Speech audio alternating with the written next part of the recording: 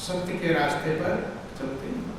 क्योंकि ये जिंदगी जो प्रभु ने दिया है, बहुत ही बड़ी कृपा करके दिया, दया करके दिया है, सत्य पथ पर प्रशस्त होने के लिए दिया है। उस मंजिल पर कोई बिरला भाग्यशाली चलता है, पहुंच पाता है। और चलता भी वही है जो अपनी स्वार्थपरता को छोड़ पाता है। जब तक हम स्वार्थपरता में लगे रहते हैं, किसी प्रकार की जो स्वार्थपरता है वो मनुष्य को सच्चाई से दूर हटा देती है। इसीलिए जिन लोगों ने सच्चाई के मार्ग का अनुसरण किया, उन्होंने अपनेपन को छोड़ दिया, मेरेपन को छोड़ दिया, अपने स्वार्थ को छोड़ दिया, अपना छोड़ दिया। दो रास्ते हैं, या तो सारे संसार को हम अपना समझें और या तो सबको प्रभु में समझें। तो महापुरुष कहते हैं कि जब सत्य के मार्ग पर चलने वाला चलता है तो इतिहास गवाह इस बात का कि फिर वो स्वार्थ से ऊपर उठ जाता है, वो परमार्थ की तरफ चला जाता है। दुनिया वाले रात दिन अपने स्वार्थ में लगे रहते हैं, मेरा कैसे होगा, मेरे बेटे का कैसे होगा, मेरे नाती पोतों का कैसे होगा, रात दिन उसी में लगे रहते हैं। लेकिन जो सत्य के मार्ग का राही होता है, वो इस स्वार्थपरता से ऊपर उठकर समता को प्राप्त कर लेता है, समानता को प्राप्त कर लेता है। वो धीरे धीरे अपने और पराये के भेद को गायब कर देता है। उसको तुलसीदास ने रामायण में लिखा कि श्री राम में सब जग जानी और करहु प्रणाम जोरी जुग पानी। मैं सारे संसार को अब प्रभु में देखता हूँ। कैसे देखता हूँ? प्रभु में, सब में मेरे प्रभु ही मौजूद है। यही भगवान कृष्ण ने गीता में समझाया। भगवान कृष्ण कहते हैं, अर्जुन सब में मुझे देखे, ब्राह्मण गैया स्वान में देखे मेरा रूप, ब्राह्मण में, गाय में, कुत्ते में, चांडाल में, कहे सब में मुझे ही देखे, सब में मैं ही मौजूद हूँ। तब किसी के प्रति द्वेष का भाव नहीं आएगा, ईर्ष्या का भाव नहीं आएगा, तेरा मेरा का भाव नहीं आएगा। और यही हमारे बंधन है। क्या है? बंधन। जन्म जन्मांतर से हम जिस बंधन में बंधे हुए हैं, अगर मनुष्य के जीवन में वो बंधन रह ही गया तो लाभ क्या है? तो महापुरुष का धीरे धीरे इन बंधनों को काटने का प्रयास करें, छोड़ने का प्रयास करें। लेकिन वो छूटता तभी है जब सत्मार्ग पर सही दिशा में सही नियम से चलते। जिक्र आता है राजा धर्मदास का, आप लोग सुनते हैं कि राजा धर्मदास कबीर के एक प्रमुख शिष्य, कबीर दास के भजनों में भी आता है, कहते कबीर सुनो धर्मदासा बड़े ना। तो राजा धर्मदास जब इस बात को सुने या समझ में आया कि गुरु के बिना सब बेकार है, कि गुरु बिन माला फेरता और गुरु बिन देता दान, गुरु बिन सब निष्फल गया बूझो वेद पुराण। जब उन्होंने सुना कि गुरु के बिना हम कितना भी पूजा पाठ व्रत उपवास जब तक तीर्थ व्रत दान पुण्य कर लेंगे, सब बेकार है, निष्फल है। शास्त्र पुराण वेद कहते हैं, रामायण भी कहता है, गुरु बिन भव ने तरे न कोई, जो विरंच शंकर सम होए। चाहे कोई ब्रह्मा के समान ही हो जाए, शंकर के समान हो जाए, लेकिन गुरु के बिना भवसागर पार नहीं हो सकता। तो जब राजा धर्मदास को बात समझ में आ गया कि गुरु के बिना मंजिल नहीं मिलेगी, शास्त्रों में वर्णन आया कि नाना शास्त्र पठन लोके नाना दैवत पूजनम आत्मज्ञान बिना पार्था सर्व कर्म निरर्थक। कहते कितने शास्त्रों को पढ़ लो, कितने देवताओं का पूजा पाठ कर लो, जब तक स्वयं आत्म का ज्ञान नहीं होगा, ब्रह्म ज्ञान तत्व ज्ञान नहीं होगा, तब तक सारे कर्म निरर्थक। तो राजा धर्मदास ने विचार किया कि मुझे भी गुरु के शरण में जाना चाहिए, भले मैं राजा हूं। जब ये विचार में आया तो पता किया, जब पता किया तो पता चला कि उन्हीं के राज्य में कबीर की झोपड़ी थी। गंगा के इस पार राजा का महल था और गंगा के दूसरे तरफ संत कबीर की झोपड़ी थी नदी के किनारे। तो राज हरदास जाते हैं और प्रार्थना करते हैं सेवा के लिए। क्योंकि आज के समय में, पहले के समय में मंत्र था, आज लोग ज्ञान को मांगते हैं। पहले गुरु जब किसी कारण उसके हृदय को विशेष देख लेते थे, विशेष महानता दिखाई पड़ जाती थी, तब उसे ज्ञान देते थे। तो राजा धर्मदास कबीर के यहाँ जाते हैं, प्रार्थना करते हैं कि मुझे सेवा की आवश्यकता है। किसकी आवश्यकता है? सेवा। जो आप लोग आरती में गाते हैं, संतन की सेवा। क्या गाते हैं?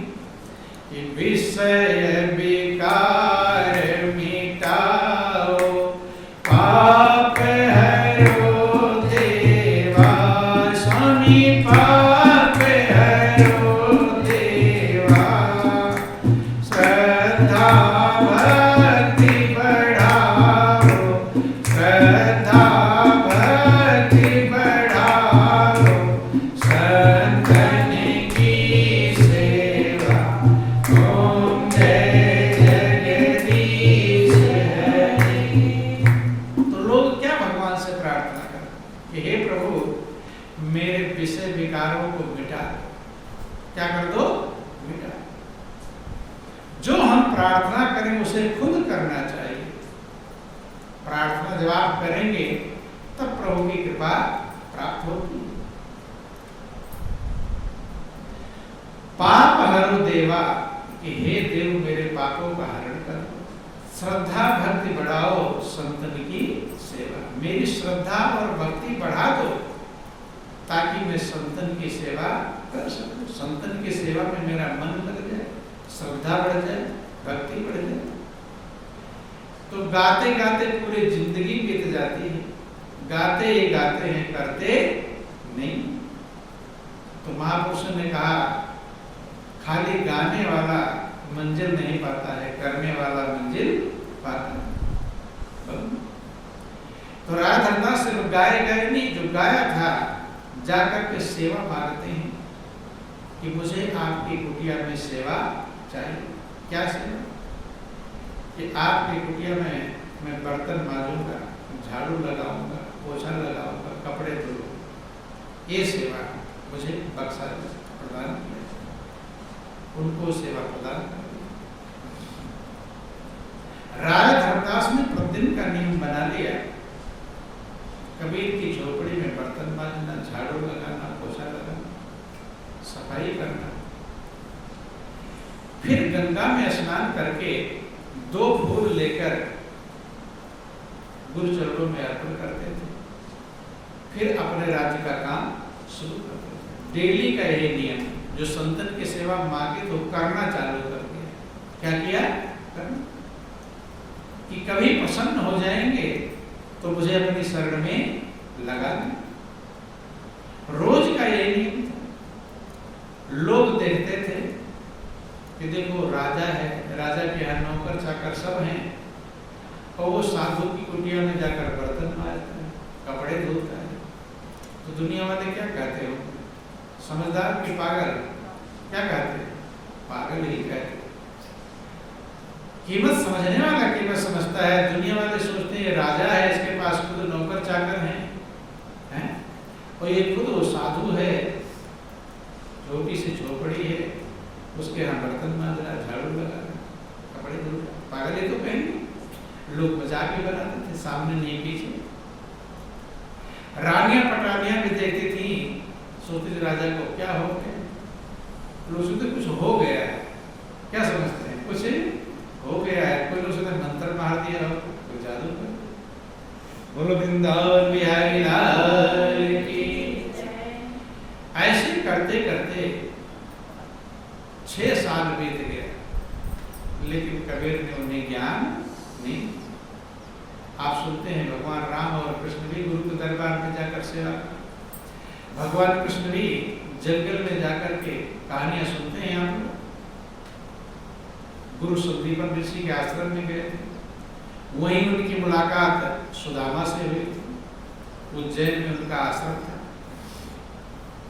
तो वहीं पर सुदामा से परिचय हुआ था। मित्रता बनी, साथ साथ रहते थे, साथ साथ सेवा करते थे, शिक्षा दीक्षा प्राप्त करते थे। कहानियां सब सुन लेते हैं, लेकिन विचार कोई करता नहीं। सुन लेते हैं कि एक मुट्ठी चना गुरु माता ने दिया था सुदामा को कि भूख लगे दोनों बांट कर बराबर बराबर खा लेंगे। लेकिन सुदामा के अंदर स्वार्थ का भाव आ गया। कौन सा भाव? लोभ। जब भूख लगी, सुदामा ने सोचा एक मुट्ठी चना है और आधा अगर कृष्ण को मिल जाएगा तो आधा गले तक भी नहीं पहुंचेगा। तो मनुष्य अपने थोड़े से स्वार्थ के लिए ज्यादा नुकसान कर देता है। दूसरे का नहीं देखता इसका नुकसान होगा कि नहीं, दूसरे का हित नहीं छोड़ देता है। अपने स्वार्थ, अपने थोड़े से लाभ के लिए दूसरे का कितना ज्यादा नुकसान हो जाए उसकी परवाह नहीं करता। आज ये लोग कर रहे हैं, अपना जरा सा फायदा हो तो दूसरे का चाहे बहुत बड़ा नुकसान हो जाए, थोड़े से फायदे के लिए बहुत बड़ा नुकसान कर डालते हैं। लेकिन होता उल्टा है, आपका वो थोड़ा सा फायदा नहीं हुआ, दूसरे का बहुत बड़ा नुकसान नहीं हुआ, सही में आपका बहुत बड़ा नुकसान हुआ है। नुकसान हुआ किसका? आप समझ रहे हैं दूसरे का नुकसान हो गया, मेरा फायदा हो गया, लेकिन सही में आपका बहुत बड़ा नुकसान हुआ है। क्यों? क्योंकि आपने जो दूसरे का नुकसान किया है उससे कई गुना नुकसान आपका होगा। होगा कि नहीं होगा? तो नुकसान किसका होगा? आप सोच रहे दूसरे का नुकसान हो जाए कोई फर्क नहीं पड़ेगा। सही में जो हम उल्टे कर्म करते हैं, दूसरे के दिल को दुखाते हैं, वो सही अपने ही दिल को दुखाते हैं। उसका दिल तो थोड़ा देर दुखी होगा, लेकिन आपका ब्याज सहित दुखी होगा। तो सुदामा ने आधी मुट्ठी चना किसका हिस्सा खाया? कृष्ण। अगर ये कोई विचार करना चाहिए मुझे भूख लगी है तो कृष्ण को भी भूख लगी होगी, साथ साथ दोनों आए थे, लेकिन दूसरे का ध्यान नहीं रहता, अपने मतलब का ध्यान रहता है। तो ध्यान देना, आधी मुट्ठी चना कृष्ण का हिस्सा खा। और आप लोग कहानियां सुनते हैं, उसका परिणाम क्या होगा? थोड़ा सा स्वार्थ छोड़ा होता, कृष्ण का हिस्सा दिया होता, तो सुदामा जैसा दरिद्र आज तक कोई भी नहीं। कर्म का परिणाम बहुत खतरनाक है। इसलिए जितने महापुरुष आज तक पृथ्वी पर आए, सब ने कर्म को सही करवाने के लिए प्रयास किया। कर्म सही कर, आपका जीवन सही हो जाए।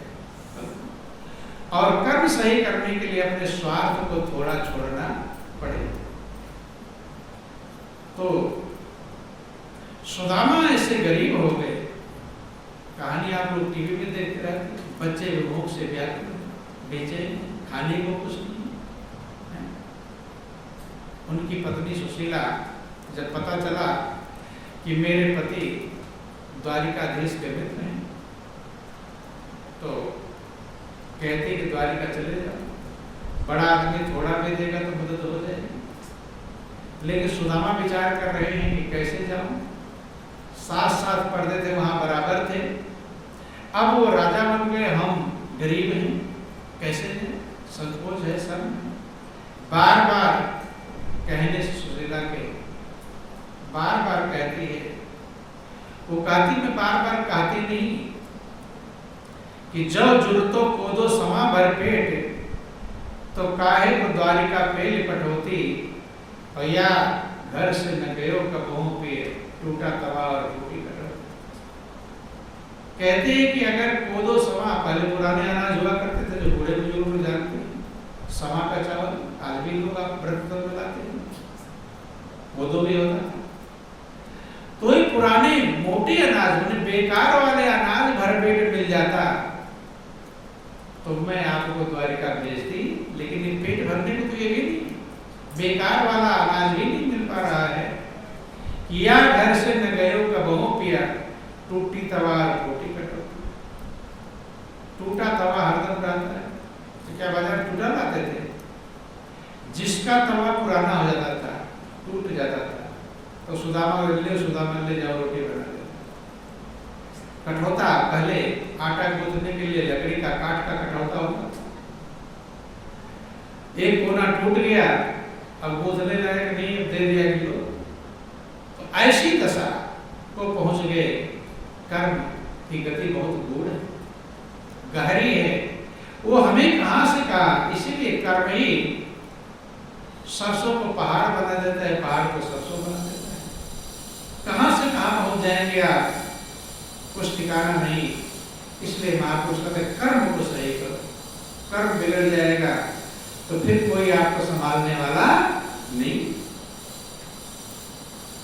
तो राजा धर्मदास का जिक्र आया, सेवा करते थे, सारे मान बड़पन को मिटा करके। लोग उसका कुछ कहते थे लेकिन उसकी परवाह नहीं करते थे। 6 वर्ष तक सेवा की, 6 साल बीत गए।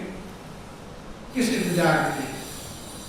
ताकि गुरु महाराज जी मुझे अपने शरण में लगा ज्ञान प्रदान कर दें, कल्याण का रास्ता प्रदान कर दें, अंदर का आत्मज्ञान प्रदान कर दें।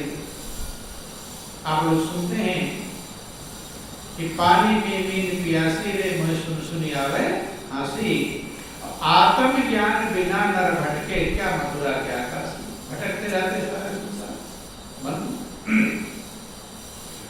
6 साल बीतने के बाद जो माँ लोई थी कबीर के दरबार में, उनको दया आ गई।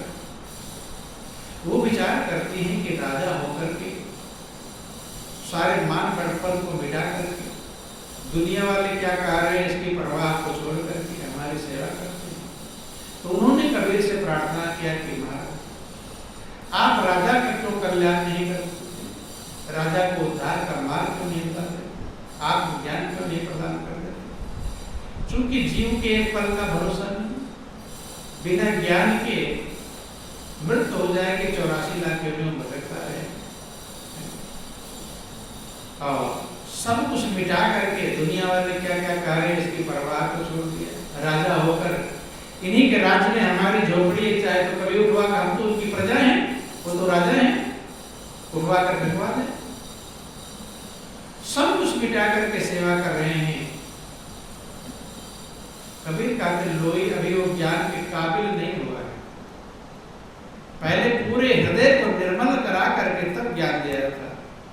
अब आज हृदय निर्मल करा के जिंदगी खत्म हो जाएगी, इसलिए आज पहले ज्ञान देते, लेकिन फिर भी हृदय को निर्मल करना पड़ेगा। क्योंकि निर्मल मन जन स्वयं मोहि पावा, और मोह कपट छल छिद्र न भावा। भगवान कहते हैं निर्मल मन वाला ही मुझे प्राप्त करेगा। हृदय को साफ करना ही पड़ेगा। हृदय को निर्मल करा के जब देख लेते थे पूरा साफ हो गया है, अब उल्टा नहीं करेगा, अब अच्छा ही अच्छा करेगा, तब ज्ञान देते थे। तो ज्ञान पाकर लोग तेजी से आगे बढ़ जाते थे, मन प्रभु में लगने लगता। मन हृदय ही तो मन लगने नहीं देता। जैसा आपके अंदर विचार तरंगे चलती हैं, दाएं बाएं चलते हैं, तो मन प्रभु में लग पाता। महापुरुष समझाते हैं कि मेरे पाप कर्म ही तुमसे प्रीति न करने देते हैं। मेरे पाप कर्म ही तुमसे प्रीति न करने देते हैं। कभी जो चाहूं मिलूं आपसे, रोक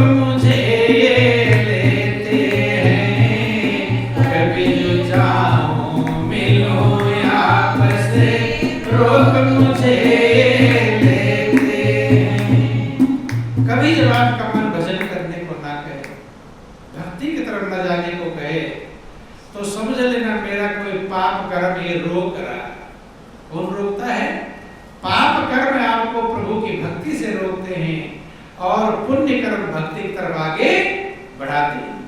तो कभी ऐसा लगे तो ये विचार करना चाहिए कि मेरा कोई पाप कर्म रोक रहा होगा।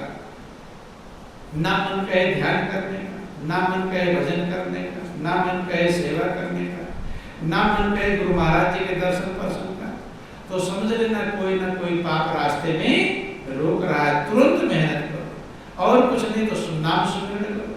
जब नाम सुमिरन करोगे तो आपके पाप के संस्कार कटेंगे। क्या होंगे? कि जब नाम हृदय धरा और भयो पाप का नाश, और जैसे चिंगी आग की पड़ी पुरानी घास। कोई उपाय ना सूझे तो नाम का सुमिरन। कहीं भी व्याकुल हो जाओ, बेचैन हो जाओ, कुछ नहीं समझ में आ रहा क्या करूं, तुरंत नाम को संभालो। किसको संभालो?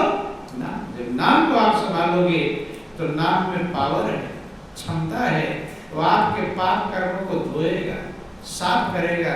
जो साफ होगा तो थोड़ा आपको रास्ता मिल जाएगा। बंधु, प्रार्थना करती हैं कि क्यों आप इनका कल्याण नहीं कर देते, इनको अपने शरण में नहीं लगाते। कबीरदास कहते हैं कि लोई अभी ज्ञान के काबिल हुआ नहीं। दूसरा कोई होता कि 6 साल बीत गए, बर्तन झाड़ू पोछा लगाते ज्ञान नहीं दे रहे, मैं जा रहा। लेकिन पहले लोग कल्याण ज्ञान की कीमत को समझते, मेहनत करते। राजा महाराजा भी गुरु के दरबार में जाकर भिक्षा मांग कर लाते थे। क्या लाते थे? भीख मांग के। आप टीवी में देखते लाते थे, भिक्षा मंगवाए जाते थे। वैसे राजा से कहा भिक्षा मांगो, चलो हम ज्ञान नहीं लेंगे, मैं राजा हूं और मुझसे कह रहे जाओ भीख मांग के लाओ। ये निकलता दरबार से जाकर गया, कहां से भिक्षा? क्योंकि राजा को अहंकार रहता है, मैं राजा हूं, वही तो मिटाना है। क्योंकि गुरु के दरबार में वही राजा बैठेगा, वही चपरासी बैठेगा, वही नौकर बैठेगा, झंझट होगा। इसलिए राजा को भिखारी बनाया था पहले, भीख मांगो। बंधु, कि मिटा दे अपने हस्ती को। अगर कुछ मर्तबा चाहे कि दाना खाक में मिलकर गोले गोले जाता होता है, और जिसके अंदर छोटे बड़े का भेद होता है वो रुक जाता है। मनुष्य को खुद को सबसे छोटा समझना चाहिए और औरों को बड़ा समझना चाहिए। लेकिन लोग क्या करते हैं? खुद को बड़ा समझते हैं और लोगों को छोटा समझते। वैसे ये गलती है। इसलिए खुद को छोटा, जब हम खुद को छोटा समझेंगे कि ऊंचे पानी ना टिके और नीचे ही ठहरा,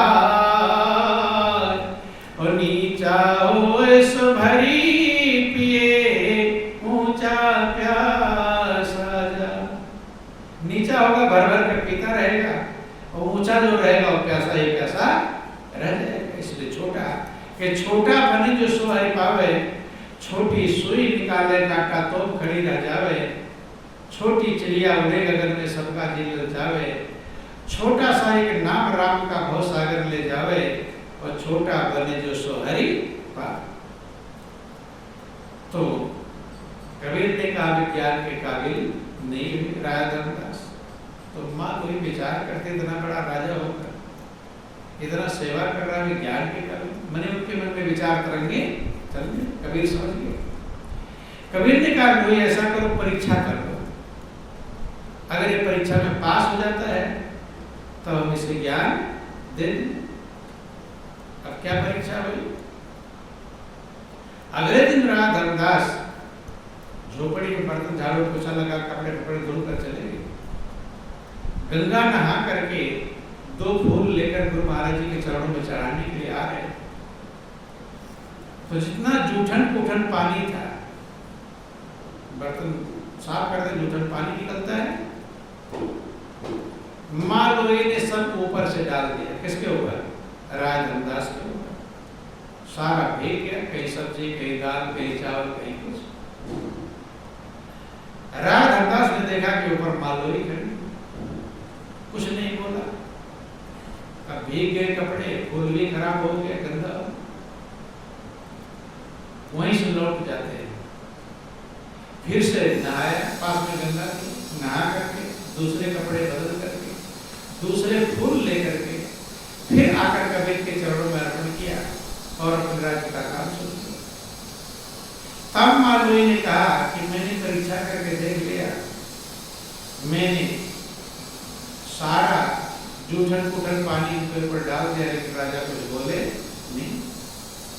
तो कबीर भी जब परीक्षा, और कबीर खिड़की से देख रहे थे कि टेस्ट हो रहा, कहीं हुई तुम्हें ऊपर से तो तुमने पानी डाला था, आंखें तुमने उसकी नहीं देखी थी। जब जूठन कुठन पड़ा तो आंखें क्रोध में लाल हो गए थे, गुस्सा क्या हो गया था, क्रोध में लाल हो गया था। लेकिन जिसकी सेवा कर रहा है उसे करता है कि अगर तुम्हारी जगह पर दूसरा कोई होता तो इतना गुस्सा उसे आया था, उसकी खाल पिता के गुस्सा बना देता। अर्थात अभी इसके क्रोध पर विजय प्राप्त नहीं, जूठन कुठन पानी पड़ गया, क्रोध है, अभी ज्ञान के काबिल नहीं। 6 साल और बीत गए, 12 वर्ष बीत गए। कितने समय हो गया? 12। देखो 12 साल हो गए, लेकिन अभी ज्ञान मिला नहीं। लेकिन डटे हैं, मैदान छोड़कर भागे नहीं, क्योंकि भाग जाएगा तो फिर कहीं का नहीं होगा, न घर का न घाट का। डटे मजबूती से। महापुरुष समझाते हैं कि जो मजबूत रहता है, लागे